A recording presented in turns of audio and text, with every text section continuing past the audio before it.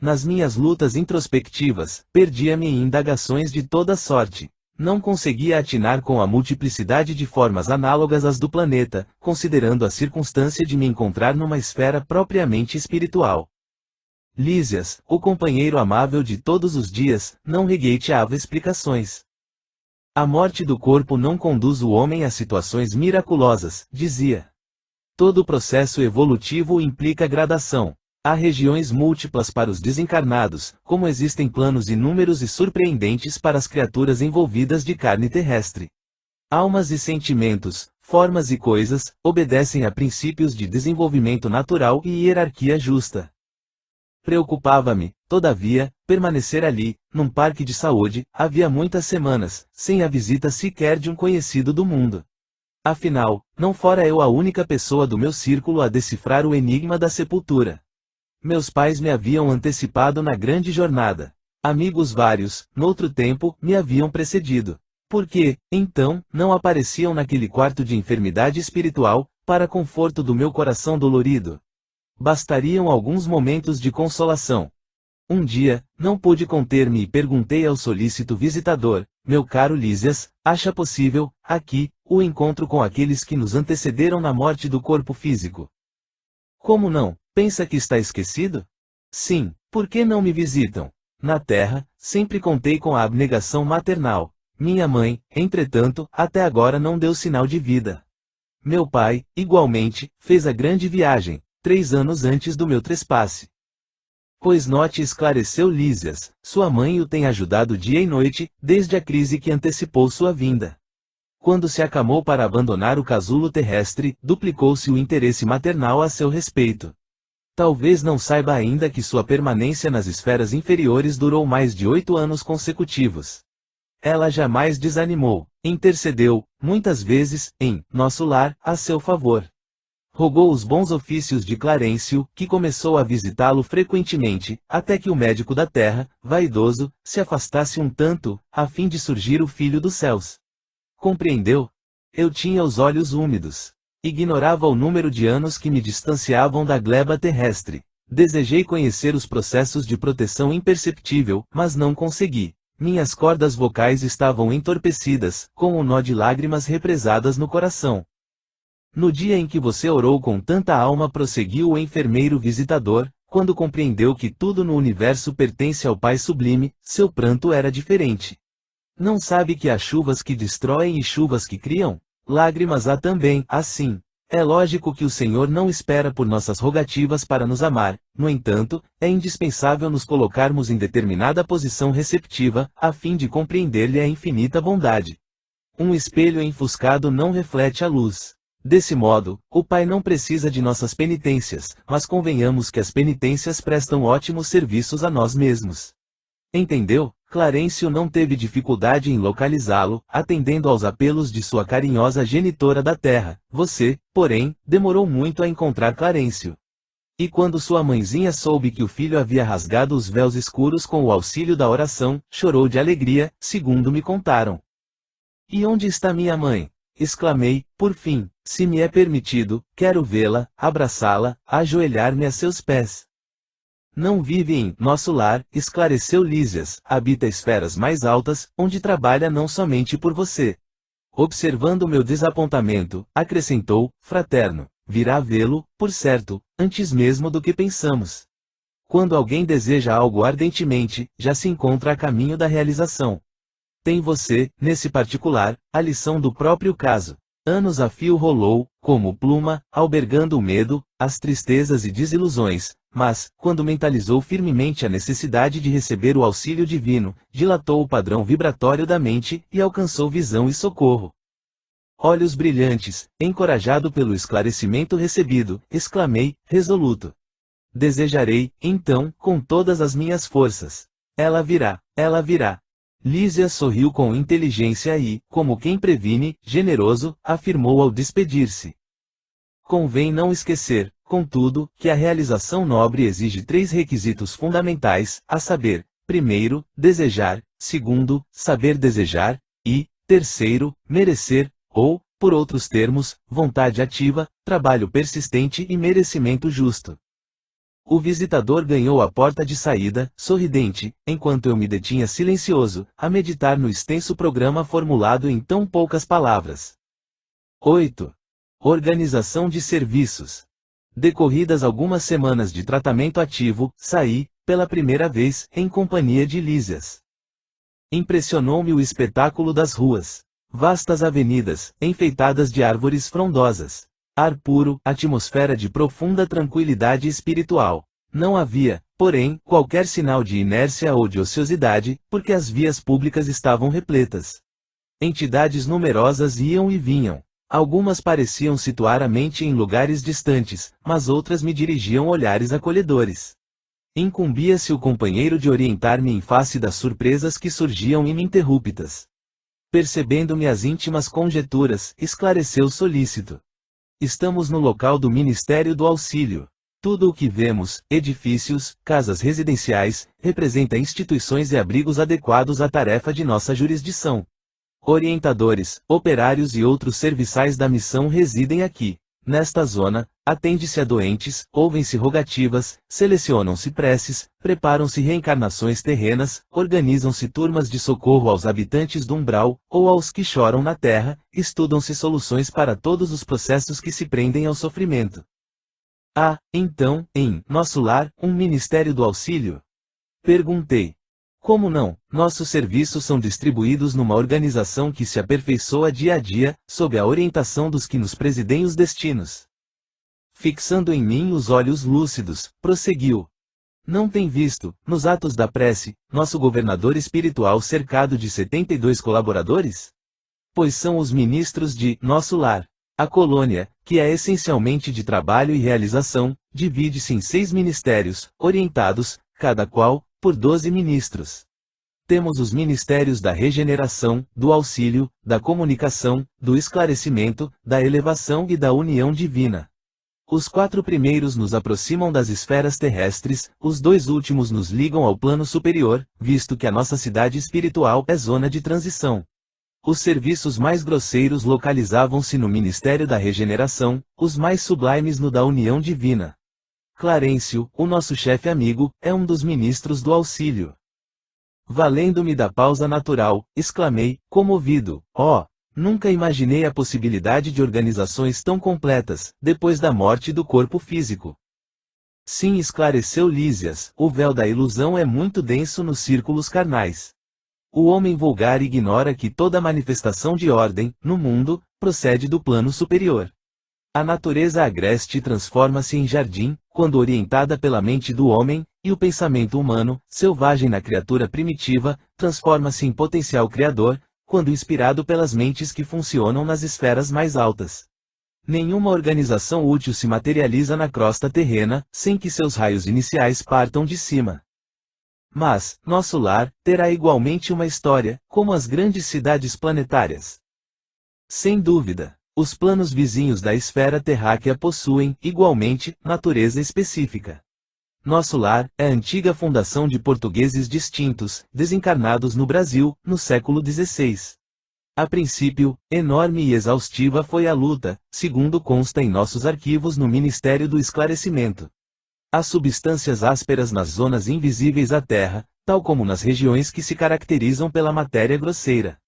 Aqui também existem enormes extensões de potencial inferior, como há, no planeta, grandes tratos de natureza rude e incivilizada. Os trabalhos primordiais foram desanimadores, mesmo para os espíritos fortes. Onde se congregam hoje vibrações delicadas e nobres, edifícios de fino lavor, misturavam-se as notas primitivas dos silvícolas do país e as construções infantis de suas mentes rudimentares. Os fundadores não desanimaram, porém, prosseguiram na obra, copiando o esforço dos europeus que chegavam à esfera material, apenas com a diferença de que, por lá, se empregava a violência, a guerra, a escravidão, e, aqui, o serviço perseverante, a solidariedade fraterna, o amor espiritual. A essa altura, atingíramos uma praça de maravilhosos contornos, ostentando extensos jardins. No centro da praça, erguia-se um palácio de magnificente beleza, encabeçado de torres soberanas, que se perdiam no céu. Os fundadores da colônia começaram o esforço, partindo daqui, onde se localiza a governadoria, disse o visitador. Apontando o palácio, continuou. Temos, nesta praça, o ponto de convergência dos 6 ministérios a que me referi. Todos começam da governadoria, estendendo-se em forma triangular. E, respeitoso, comentou. Ali vive o nosso abnegado orientador. Nos trabalhos administrativos, utiliza ele a colaboração de 3.000 funcionários, entretanto, é ele o trabalhador mais infatigável e mais fiel que todos nós reunidos. Os ministros costumam excursionar noutras esferas, renovando energias e valorizando conhecimentos. Nós outros gozamos entretenimentos habituais, mas o governador nunca dispõe de tempo para isso. Faz questão que descansemos, obriga-nos a férias periódicas, ao passo que, ele mesmo, quase nunca repousa, mesmo no que concerne às horas de sono. Parece-me que a glória dele é o serviço perene. Basta lembrar que estou aqui há 40 anos e, com exceção das assembleias referentes às preces coletivas, raramente o tenho visto em festividades públicas. Seu pensamento, porém, abrange todos os círculos de serviço, sua assistência carinhosa a tudo e a todos atinge. Depois de longa pausa, o enfermeiro amigo acentuou, não faz muito, comemorou-se o 114º aniversário da sua magnânima direção. Calara-se Lísias, evidenciando comovida reverência, enquanto eu a seu lado contemplava, respeitoso e embevecido, as torres maravilhosas que pareciam cindir o firmamento. 9. Problema de alimentação. Enlevado na visão dos jardins prodigiosos, pedi ao dedicado enfermeiro para descansar alguns minutos num banco próximo. Lísias anuiu de bom grado. Agradável sensação de paz me felicitava o espírito. Caprichosos repuxos de água colorida zigue-zagueavam no ar, formando figuras encantadoras. Quem observa esta colmeia imensa de serviço ponderei é induzido a examinar numerosos problemas. E o abastecimento? Não tenho notícia de um Ministério da Economia. Antigamente, explicou o paciente interlocutor, os serviços dessa natureza assumiam feição mais destacada. Deliberou, porém, o atual governador atenuar todas as expressões de vida que nos recordassem os fenômenos puramente materiais. As atividades de abastecimento ficaram, assim, reduzidas a simples serviço de distribuição, sob o controle direto da governadoria. Aliás, a providência constitui medida das mais benéficas. Rezam os anais que a colônia, há um século, lutava com extremas dificuldades para adaptar os habitantes às leis da simplicidade. Muitos recém-chegados ao nosso lar duplicavam exigências. Queriam mesas lautas, bebidas excitantes, dilatando velhos vícios terrenos. Apenas o Ministério da União Divina ficou imune de tais abusos, pelas características que lhe são próprias. No entanto, os demais viviam sobrecarregados de angustiosos problemas dessa ordem. O governador atual, todavia, não poupou esforços. Tão logo assumiu obrigações administrativas, adotou providências justas. Antigos missionários, daqui, puseram-me ao corrente de curiosos acontecimentos. Disseram-me que, a pedido da governadoria, vieram 200 instrutores de uma esfera muito elevada, a fim de espalharem novos conhecimentos, relativos à ciência da respiração e da absorção de princípios vitais da atmosfera. Realizaram-se assembleias numerosas. Alguns colaboradores técnicos de Nosso Lar manifestavam-se contrários, alegando que a cidade é de transição e que não seria justo, nem possível, desambientar imediatamente os homens desencarnados, mediante exigências desse teor, sem grave perigo para suas organizações espirituais. O governador, contudo, não desanimou. Prosseguiram as reuniões, providências e atividades, durante 30 anos consecutivos. Algumas entidades eminentes chegaram a formular protestos de caráter público, reclamando. Por mais de 10 vezes, o Ministério do Auxílio esteve superlotado de enfermos, onde se confessavam vítimas do novo sistema de alimentação deficiente. Nesses períodos, os opositores da redução multiplicavam acusações. O governador, porém, jamais castigou alguém. Convocava os adversários da medida a palácio e expunha-lhes, paternalmente, os projetos e finalidades do regime, destacava a superioridade dos métodos de espiritualização, facilitava aos mais rebeldes inimigos do novo processo variadas excursões de estudo, em planos mais elevados que o nosso, ganhando, assim, maior número de adeptos. Ante pausa mais longa, reclamei, interessado. Continue, por favor, meu caro Lísias. Como terminou a luta edificante?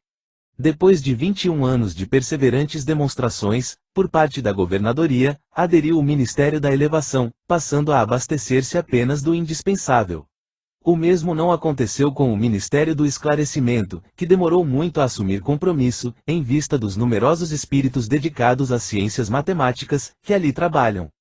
Eram eles os mais teimosos adversários. Mecanizados nos processos de proteínas e carboidratos, imprescindíveis aos veículos físicos, não cediam terreno nas concepções correspondentes daqui. Semanalmente, enviavam ao governador longas observações e advertências, repletas de análises e numerações, atingindo, por vezes, a imprudência. O velho governante, contudo, nunca agiu por si só. Requisitou assistência de nobres mentores, que nos orientam através do Ministério da União Divina, e jamais deixou o menor boletim de esclarecimento sem exame minucioso. Enquanto argumentavam os cientistas e a governadoria contemporizava, formaram-se perigosos distúrbios no antigo Departamento de Regeneração, hoje transformado em Ministério. Encorajados pela rebeldia dos cooperadores do esclarecimento, os espíritos menos elevados que ali se recolhiam entregaram-se a condenáveis manifestações. Tudo isso provocou enormes cisões nos órgãos coletivos de nosso lar, dando ensejo a perigoso assalto das multidões obscuras do umbral, que tentaram invadir a cidade, aproveitando brechas nos serviços de regeneração, onde grande número de colaboradores entretinha certo intercâmbio clandestino, em virtude dos vícios de alimentação. Dado o alarme, o governador não se perturbou. Terríveis ameaças pairavam sobre todos. Ele, porém, solicitou audiência ao Ministério da União Divina e, depois de ouvir o nosso mais alto conselho, mandou fechar provisoriamente o Ministério da Comunicação, determinou funcionassem todos os calabouços da regeneração, para isolamento dos recalcitrantes, advertiu o Ministério do Esclarecimento, cujas impertinências suportou mais de 30 anos consecutivos, proibiu temporariamente os auxílios às regiões inferiores e, pela primeira vez na sua administração, mandou ligar as baterias elétricas das muralhas da cidade para a emissão de dardos magnéticos a serviço da defesa comum. Não houve combate, nem ofensiva da colônia, mas resistência resoluta. Por mais de 6 meses, os serviços de alimentação, em nosso lar, foram reduzidos à inalação de princípios vitais da atmosfera, através da respiração, e água misturada a elementos solares, elétricos e magnéticos. A colônia ficou, então, sabendo o que vem a ser a indignação do espírito manso e justo. Fim do período mais agudo, a governadoria estava vitoriosa. O próprio Ministério do Esclarecimento reconheceu o erro e cooperou nos trabalhos de reajustamento. Houve, nesse comenos, regozijo público e dizem que, em meio da alegria geral, o governador chorou sensibilizado, declarando que a compreensão geral constituía o verdadeiro prêmio ao seu coração. A cidade voltou ao movimento normal. O antigo Departamento da Regeneração foi convertido em Ministério. Desde então, só existe maior suprimento de substâncias alimentícias que lembram a terra, nos Ministérios da Regeneração e do Auxílio, onde há sempre grande número de necessitados. Nos demais há somente o indispensável, isto é, todo o serviço de alimentação obedece à inexcedível sobriedade. Presentemente, todos reconhecem que a suposta impertinência do governador representou medida de elevado alcance para nossa libertação espiritual. Reduziu-se a expressão física e surgiu maravilhoso coeficiente de espiritualidade. Lísia silenciou e eu me entreguei a profundos pensamentos sobre a grande lição. 10. No Bosque das Águas. Dado o meu interesse crescente pelos processos de alimentação, Lísias convidou. Vamos ao grande reservatório da colônia. Lá observará coisas interessantes. Verá que a água é quase tudo em nossa estância de transição. Curiosíssimo, acompanhei o enfermeiro sem vacilar. Chegados a extenso ângulo da praça, o generoso amigo acrescentou. Esperemos o aeróbus. 2. Mal me refazia da surpresa, quando surgiu grande carro, suspenso do solo a uma altura de 5 metros mais ou menos e repleto de passageiros. Ao descer até nós, à maneira de um elevador terrestre, examinei-o com atenção. Não era máquina conhecida na Terra. Constituída de material muito flexível, tinha enorme comprimento, parecendo ligada a fios invisíveis, em virtude do grande número de antenas na tolda. Mais tarde, confirmei minhas suposições, visitando as grandes oficinas do Serviço de Trânsito e Transporte.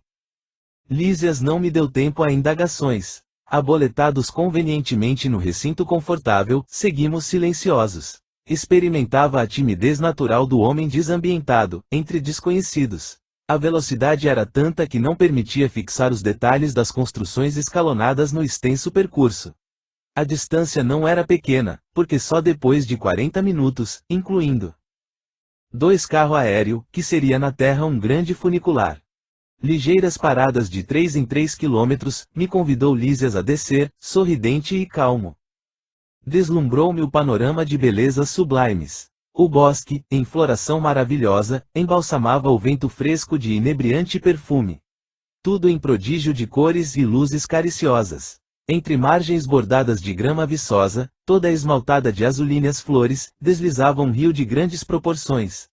A corrente rolava tranquila, mas tão cristalina que parecia tonalizada em matiz celeste, em vista dos reflexos do firmamento.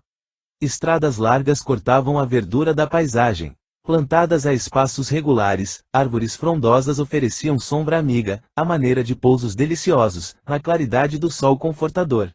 Bancos de caprichosos formatos convidavam ao descanso. Notando o meu deslumbramento, Lísias explicou: estamos no Bosque das Águas. Temos aqui uma das mais belas regiões de nosso lar. Trata-se de um dos locais prediletos para as excursões dos amantes, que aqui vêm tecer as mais lindas promessas de amor e fidelidade, para as experiências da terra. A observação ensejava considerações muito interessantes, mas Lísias não me deu aso a perguntas nesse particular. Indicando um edifício de enormes proporções, esclareceu: ali é o grande reservatório da colônia. Todo o volume do Rio Azul, que temos à vista, é absorvido em caixas imensas de distribuição. As águas que servem a todas as atividades da colônia partem daqui. Em seguida, reúnem-se novamente, abaixo dos serviços da regeneração, e voltam a constituir o rio, que prossegue o curso normal, rumo ao grande oceano de substâncias invisíveis para a Terra. Percebendo-me a indagação íntima, acrescentou: com efeito, a água aqui tem outra densidade. Muito mais tênue, pura, quase fluídica. Notando as magníficas construções que me fronteavam, interroguei: a que ministério está afeto o serviço de distribuição? Imagine, elucidou Lísias, que este é um dos raros serviços materiais do Ministério da União Divina. Que diz? Perguntei, ignorando como conciliar uma e outra coisa. O visitador sorriu e obtemperou prazenteiro. Na Terra quase ninguém cogita seriamente de conhecer a importância da água. Em nosso lar, contudo, outros são os conhecimentos. Nos círculos religiosos do planeta, ensinam que o Senhor criou as águas. Ora, é lógico que todo serviço criado precisa de energias e braços para ser convenientemente mantido. Nesta cidade espiritual, aprendemos a agradecer ao Pai e aos seus divinos colaboradores semelhante dádiva. Conhecendo-a mais intimamente, sabemos que a água é veículo dos mais poderosos para os fluidos de qualquer natureza. Aqui, ela é empregada sobretudo como alimento e remédio. Há repartições no Ministério do Auxílio absolutamente consagradas à manipulação de água pura, com certos princípios suscetíveis de serem captados na luz do sol e no magnetismo espiritual. Na maioria das regiões da extensa colônia, o sistema de alimentação tem aí suas bases. Acontece, porém, que só os ministros da união divina são detentores do maior padrão de espiritualidade superior, entre nós, cabendo-lhes a magnetização geral das águas do Rio Azul, a fim de que sirvam a todos os habitantes de nosso lar, com a pureza imprescindível. Fazem eles o serviço inicial de limpeza e os institutos realizam trabalhos específicos no suprimento de substâncias alimentares e curativas. Quando os diversos fios da corrente se reúnem de novo, no ponto longínquo, oposto a este bosque, ausenta-se o rio de nossa zona, conduzindo em seu seio nossas qualidades espirituais. Eu estava embevecido com as explicações.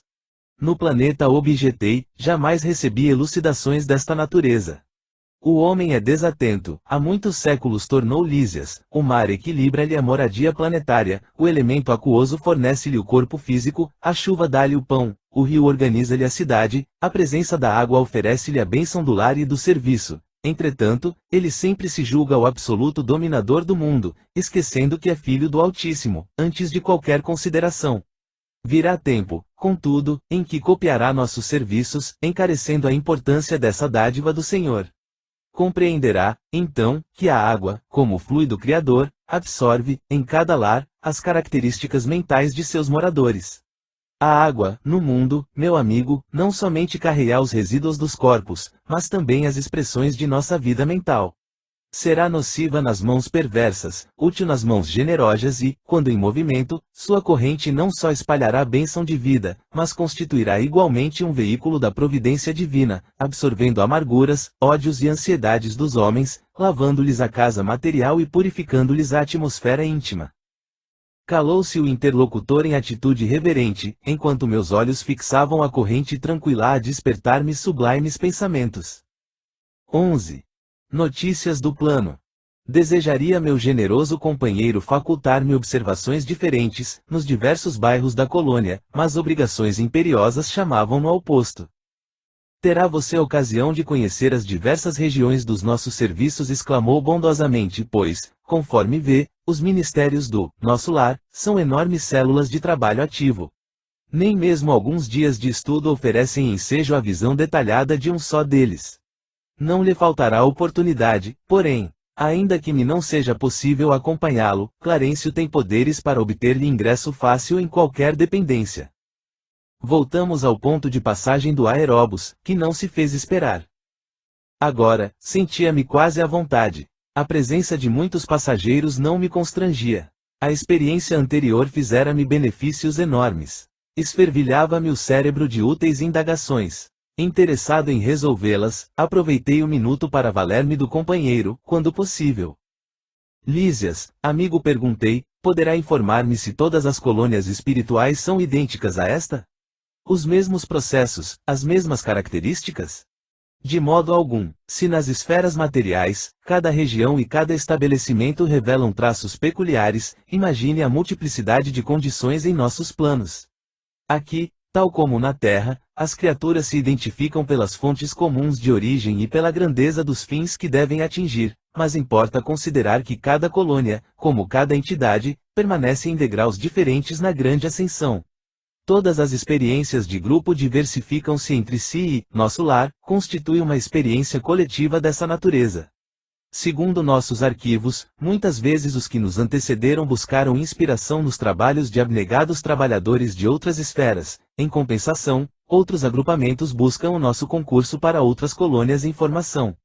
Cada organização, todavia, apresenta particularidades essenciais. Observando que o intervalo se fazia mais longo, interroguei, partiu daqui a interessante formação de ministérios?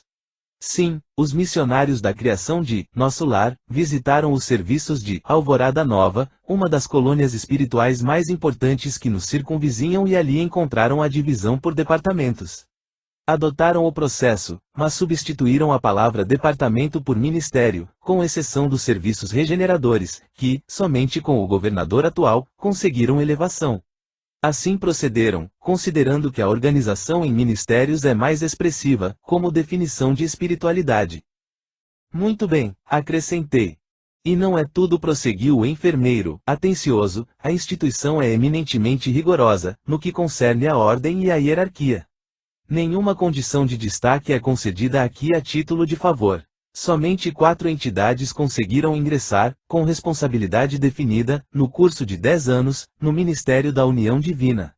Em geral, todos nós, decorrido longo estágio de serviço e aprendizado, voltamos a reencarnar, para atividades de aperfeiçoamento.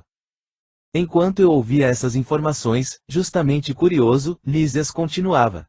Quando os recém-chegados das zonas inferiores do umbral se revelam aptos a receber cooperação fraterna, demoram no Ministério do Auxílio. Quando, porém, se mostram refratários, são encaminhados ao Ministério da Regeneração. Se revelam proveito, com o correr do tempo são admitidos aos trabalhos de auxílio, comunicação e esclarecimento, a fim de se prepararem, com eficiência, para futuras tarefas planetárias. Somente alguns conseguem atividade prolongada no Ministério da Elevação e raríssimos, em cada 10 anos, os que alcançam intimidade nos trabalhos da União Divina. E não suponha que os testemunhos sejam vagas expressões de atividade idealista. Já não estamos na esfera do globo, onde o desencarnado é promovido compulsoriamente a fantasma. Vivemos em círculo de demonstrações ativas. As tarefas de auxílio são laboriosas e complicadas, os deveres no Ministério da Regeneração constituem testemunhos pesadíssimos, os trabalhos na comunicação exigem alta noção da responsabilidade individual, os campos do esclarecimento requisitam grande capacidade de trabalho e valores intelectuais profundos, o Ministério da Elevação pede renúncia e iluminação, as atividades da união divina requerem conhecimento justo e sincera aplicação do amor universal. A governadoria, por sua vez, é sede movimentada de todos os assuntos administrativos, numerosos serviços de controle direto, como, por exemplo, o de alimentação, distribuição de energias elétricas, trânsito, transporte e outros. Aqui, em verdade, a lei do descanso é rigorosamente observada, para que determinados servidores não fiquem mais sobrecarregados que outros, mas a lei do trabalho é também rigorosamente cumprida. No que concerne ao repouso, a única exceção é o próprio governador, que nunca aproveita o que lhe toca, nesse terreno. Mas, nunca se ausenta ele do palácio? Interroguei, somente nas ocasiões que o bem público o exige. A não ser em obediência a esse imperativo, o governador vai semanalmente ao Ministério da Regeneração, que representa a zona de nosso lar, onde há maior número de perturbações, dada a sintonia de muitos dos seus abrigados com os irmãos do umbral. Numerosas multidões de espíritos desviados ali se encontram recolhidas. Aproveita ele, pois, as tardes de domingo, depois de orar com a cidade no grande templo da governadoria, para cooperar com os ministros da regeneração, atendendo-lhes os difíceis problemas de trabalho. Nesse mister, priva-se, às vezes, de alegrias sagradas, amparando a desorientados e sofredores. Deixara-nos o aeróbus nas vizinhanças do hospital, onde me aguardava o aposento confortador. Em plena via pública, ouviam-se, tal qual observara à saída, belas melodias atravessando o ar. Notando-me a expressão indagadora, Lísias explicou fraternalmente. Essas músicas procedem das oficinas onde trabalham os habitantes de nosso lar. Após consecutivas observações, reconheceu a governadoria que a música intensifica o rendimento do serviço, em todos os setores de esforço construtivo. Desde então, ninguém trabalha em nosso lar, sem esse estímulo de alegria. Nesse ínterim, porém, chegáramos à portaria. Atencioso enfermeiro adiantou-se e notificou. Irmão Lísias, chamam-no ao pavilhão da direita para serviço urgente. O companheiro afastou-se, calmo, enquanto eu me recolhia ao aposento particular, repleto de indagações íntimas. 12. O umbral. Após receber tão valiosas elucidações, aguçava-se-me o desejo de intensificar a aquisição de conhecimentos relativos a diversos problemas que a palavra de Lísias sugeria. As referências a espíritos do umbral mordiam-me a curiosidade. A ausência de preparação religiosa, no mundo, dá motivo a dolorosas perturbações. Que seria o umbral? Conhecia, apenas, a ideia do inferno e do purgatório, através dos sermões ouvidos nas cerimônias católico-romanas a que assistira, obedecendo a preceitos protocolares. Desse umbral, porém, nunca tivera notícias. Ao primeiro encontro com o generoso visitador, minhas perguntas não se fizeram esperar. Lísias ouviu-me, atencioso, e replicou. Ora, pois você andou detido por lá tanto tempo e não conhece a região? Recordei os sofrimentos passados, experimentando arrepios de horror. O umbral, continuou ele, solícito, começa na crosta terrestre. É a zona obscura de quantos no mundo não se resolveram a atravessar as portas dos deveres sagrados, a fim de cumpri-los, demorando-se no vale da indecisão ou no pântano dos erros numerosos. Quando o espírito reencarna, promete cumprir o programa de serviços do Pai. Entretanto, ao recapitular experiências no planeta, é muito difícil fazê-lo, para só procurar o que lhe satisfaça ao egoísmo. Assim é que mantidos são o mesmo ódio aos adversários e a mesma paixão pelos amigos. Mas, nem o ódio é justiça, nem a paixão é amor. Tudo o que excede, sem aproveitamento, prejudica a economia da vida. Pois bem, todas as multidões de desequilibrados permanecem nas regiões nevoentas, que se seguem aos fluidos carnais. O dever cumprido é uma porta que atravessamos no infinito, rumo ao continente sagrado da união com o Senhor. É natural, portanto, que o homem esquivo a obrigação justa, tenha essa bênção indefinidamente adiada. Notando-me a dificuldade para apreender todo o conteúdo do ensinamento, com vistas à minha quase total ignorância dos princípios espirituais, Lísias procurou tornar a lição mais clara. Imagine que cada um de nós, renascendo no planeta, somos portadores de um fato sujo, para lavar no tanque da vida humana. Essa roupa imunda é o corpo causal, tecido por nossas mãos, nas experiências anteriores. Compartilhando, de novo, as bênçãos da oportunidade terrestre, esquecemos, porém, o objetivo essencial, e, ao invés de nos purificarmos pelo esforço da lavagem, manchamo-nos ainda mais, contraindo novos laços e encarcerando-nos a nós mesmos em verdadeira escravidão. Ora, se ao voltarmos ao mundo procurávamos um meio de fugir à sujidade, pelo desacordo de nossa situação com o meio elevado, como regressar a esse mesmo ambiente luminoso, em piores condições? O umbral funciona, portanto, como região destinada a esgotamento de resíduos mentais, uma espécie de zona purgatorial, onde se queima a prestações o material deteriorado das ilusões que a criatura adquiriu por atacado, menosprezando o sublime ensejo de uma existência terrena. A imagem não podia ser mais clara, mais convincente. Não havia como disfarçar minha justa admiração. Compreendendo o efeito benéfico que me traziam aqueles esclarecimentos, Lísias continuou. O umbral é região de profundo interesse para quem esteja na Terra. Concentra-se, aí, tudo o que não tem finalidade para a vida superior. E note você que a providência divina agiu sabiamente, permitindo-se criasse tal departamento em torno do planeta. Há legiões compactas de almas irresolutas e ignorantes, que não são suficientemente perversas para serem enviadas a colônias de reparação mais dolorosa, nem bastante nobres para serem conduzidas a planos de elevação. Representam fileiras de habitantes do umbral, companheiros imediatos dos homens encarnados, separados deles apenas por leis vibratórias. Não é de estranhar, portanto, que semelhantes lugares se caracterizem por grandes perturbações. Lá vivem, agrupam-se, os revoltados de toda espécie. Formam, igualmente, núcleos invisíveis de notável poder, pela concentração das tendências e desejos gerais. Muita gente da Terra não recorda que se desespera quando o carteiro não vem, quando o comboio não aparece. Pois o umbral está repleto de desesperados. Por não encontrarem o Senhor à disposição dos seus caprichos, após a morte do corpo físico, e, sentindo que a coroa da vida eterna é a glória intransferível dos que trabalham com o Pai, essas criaturas se revelam e demoram em mesquinhas edificações. Nosso lar tem uma sociedade espiritual, mas esses núcleos possuem infelizes, malfeitores e vagabundos de várias categorias. É zona de verdugos e vítimas, de exploradores e explorados. Valendo-me da pausa, que se fizera espontânea, exclamei, impressionado. Como explicar? Então não há por lá defesa, organização? Sorriu o interlocutor, esclarecendo.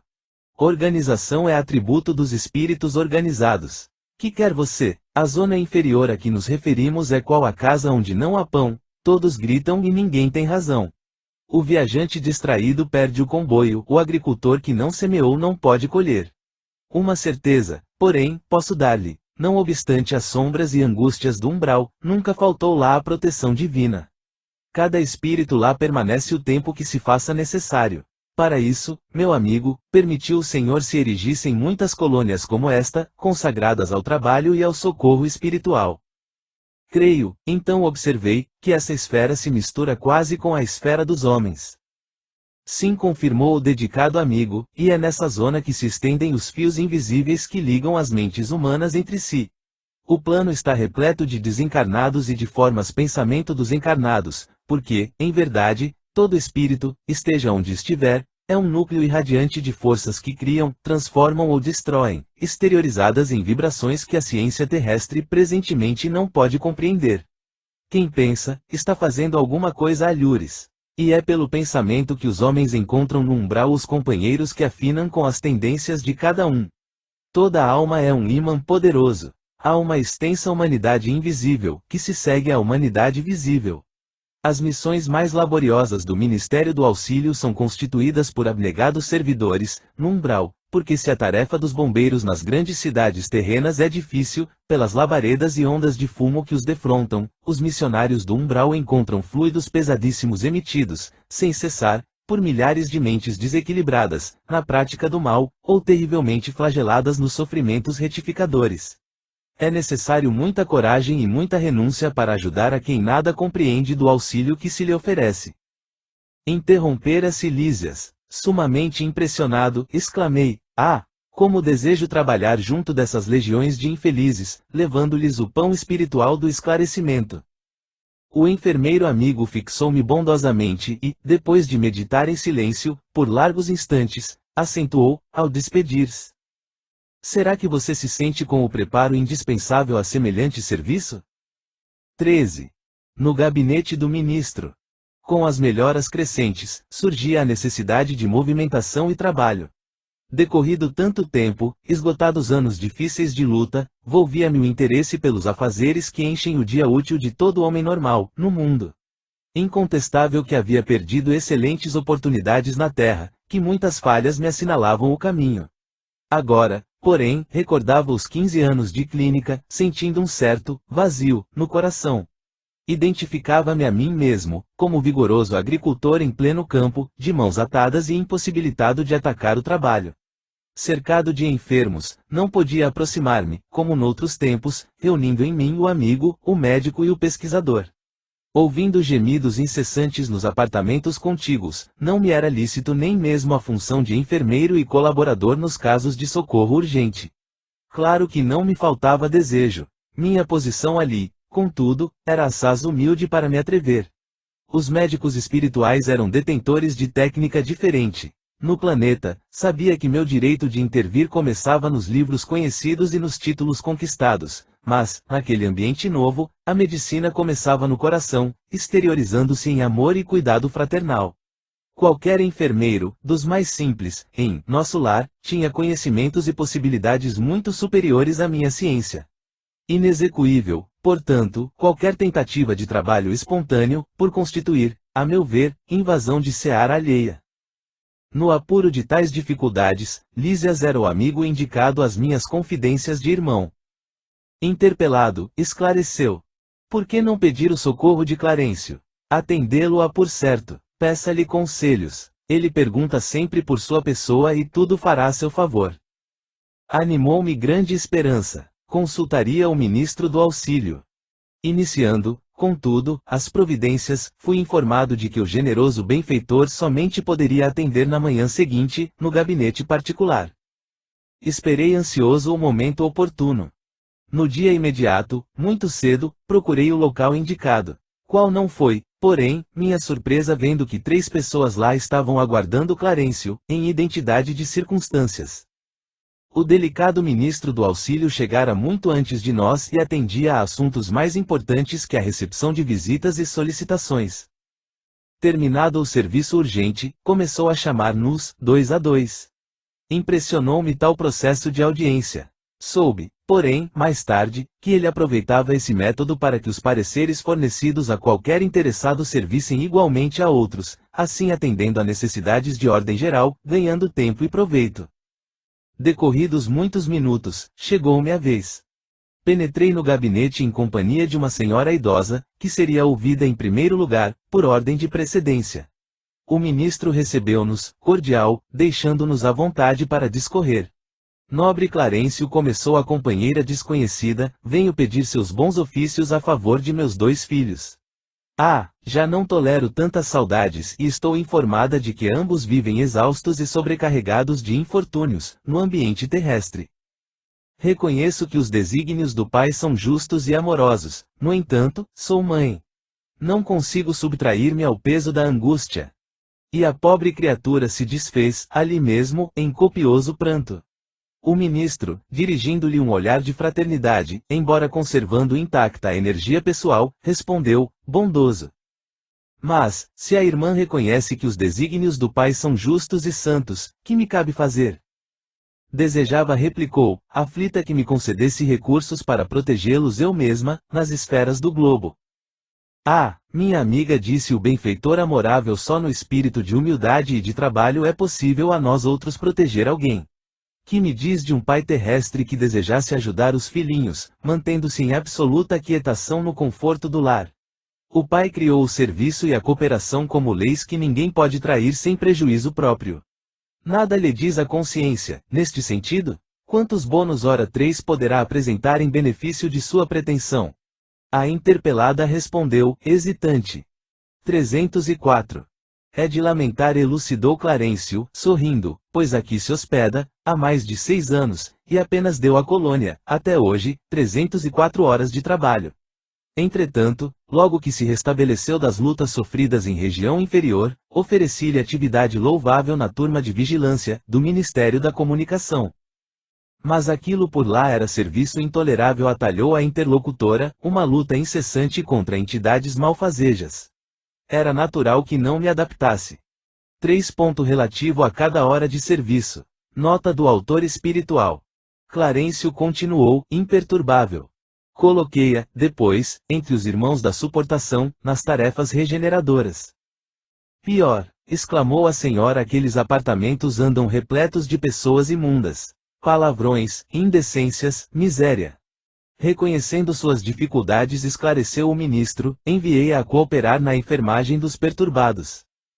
Mas quem os tolerará, senão os santos? Inquiriu a pedinte rebelde. Fiz o possível, entretanto, aquela multidão de almas desviadas assombra a qualquer.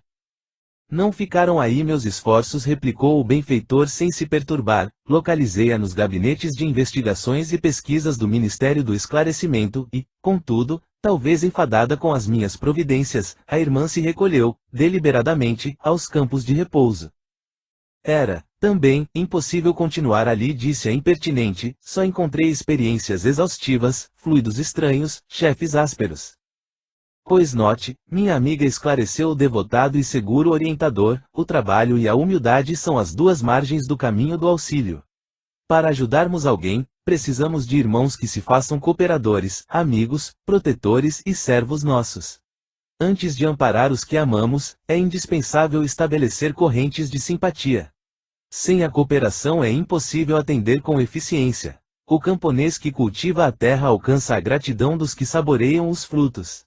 O operário que entende os chefes exigentes, executando-lhes as determinações, representa o sustentáculo do lar, em que o Senhor o colocou. O servidor que obedece, construindo, conquista os superiores, companheiros e interessados no serviço. E nenhum administrador intermediário poderá ser útil aos que ama, se não souber servir e obedecer nobremente. Fira-se o coração, experimente-se a dificuldade, mas, que saiba cada qual que o serviço útil pertence, acima de tudo, ao doador universal. Depois de pequena pausa, continuou. Que fará, pois, na terra se não aprendeu ainda a suportar coisa alguma? Não duvido da sua dedicação aos filhos queridos, mas importa notar que haveria de comparecer por lá, como mãe paralítica, incapaz de prestar socorro justo. Para que qualquer de nós alcance a alegria de auxiliar os amados, faz-se necessária a interferência de muitos a quem tenhamos ajudado, por nossa vez. Os que não cooperam não recebem cooperação. Isso é da lei eterna. E se minha irmã nada acumulou de seu para dar, é justo que procure a contribuição amorosa dos outros. Mas, como receber a colaboração imprescindível, se ainda não semeou, nem mesmo a simples simpatia? Volte aos campos de repouso, onde se abrigou ultimamente, e reflita. Examinaremos depois o assunto com a devida atenção. Sentou-se a mãe inquieta, enxugando lágrimas copiosas. Em seguida, o ministro fitou-me compassivamente e falou: aproxime-se, meu amigo. Levantei-me, hesitante, para conversar. 14. Elucidações de Clarencio. Pulsava-me precipite o coração, fazendo-me lembrar o aprendiz bisonho, diante de examinadores rigorosos. Vendo aquela mulher em lágrimas e ponderando a energia serena do ministro do auxílio, tremia dentro de mim mesmo, arrependido de haver provocado aquela audiência. Não seria melhor calar, aprendendo a esperar deliberações superiores? Não seria presunção descabida pedir atribuições de médico naquela casa, onde permanecia como enfermo? A sinceridade de Clarencio, para com a irmã que me antecedera, despertara-me raciocínios novos. Quis desistir, renunciar ao desejo da véspera e voltar ao aposento, mas, era impossível. O ministro do auxílio, como se adivinhasse meus propósitos mais íntimos, exclamou em tom firme. Pronto a ouvi-lo. Ia solicitar instintivamente qualquer serviço médico em nosso lar, embora a indecisão que me dominava, entretanto, a consciência me advertia. Por que referir-se a serviço especializado? Não seria repetir os erros humanos, dentro dos quais a vaidade não tolera outro gênero de atividade senão o correspondente aos preconceitos dos títulos nobiliárquicos ou acadêmicos. Esta ideia equilibrava-me a tempo. Bastante confundido, falei. Tomei a liberdade de vir até aqui, rogar seus bons ofícios para que me reintegre no trabalho. Ando saudoso dos meus mistérios, agora que a generosidade do nosso lar me reconduziu à bênção da harmonia orgânica. Qualquer trabalho útil me interessa, desde que me afaste da inação. Clarencio fitou-me longamente, como a identificar-me as intenções mais íntimas. Já sei, verbalmente pede qualquer gênero de tarefa, mas, no fundo, sente falta dos seus clientes, do seu gabinete, da paisagem de serviço com que o Senhor honrou sua personalidade na terra. Até aí, as palavras dele eram jatos de conforto e esperança, que eu recebia no coração, com gestos confirmativos. Depois de uma pausa mais longa, porém, o ministro prosseguiu. Convém notar, todavia, que às vezes o Pai nos honra com a sua confiança e nós desvirtuamos os verdadeiros títulos de serviço. Você foi médico na terra, cercado de todas as facilidades, no capítulo dos estudos.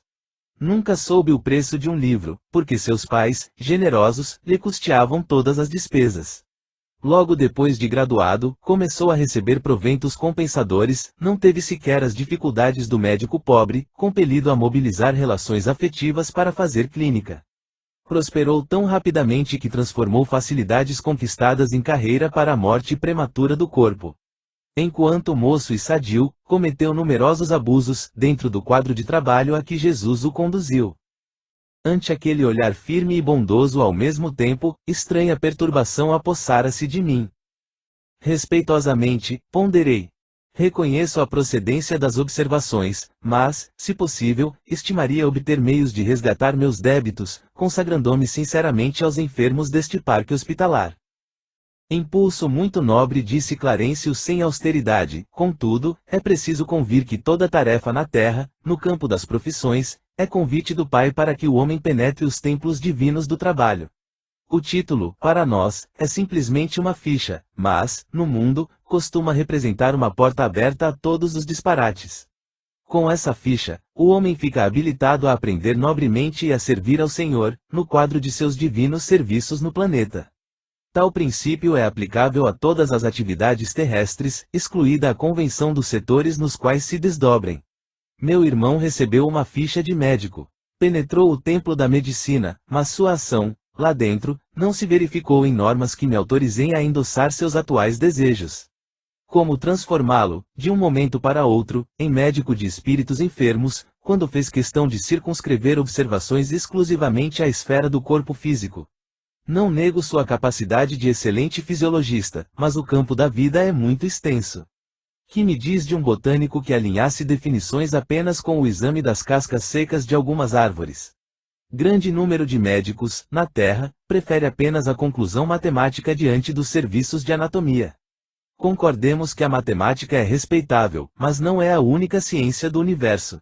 Como reconhece agora, o médico não pode estacionar em diagnósticos e terminologias. Há que penetrar a alma, sondar-lhe as profundezas. Muitos profissionais da medicina, no planeta, são prisioneiros das salas acadêmicas, porque a vaidade lhes roubou a chave do cárcere. Raros conseguem atravessar o pântano dos interesses inferiores, sobrepor-se a preconceitos comuns e, para essas exceções, reservam-se as zombarias do mundo e o escárnio dos companheiros. Fiquei atônito. Não conhecia tais noções de responsabilidade profissional.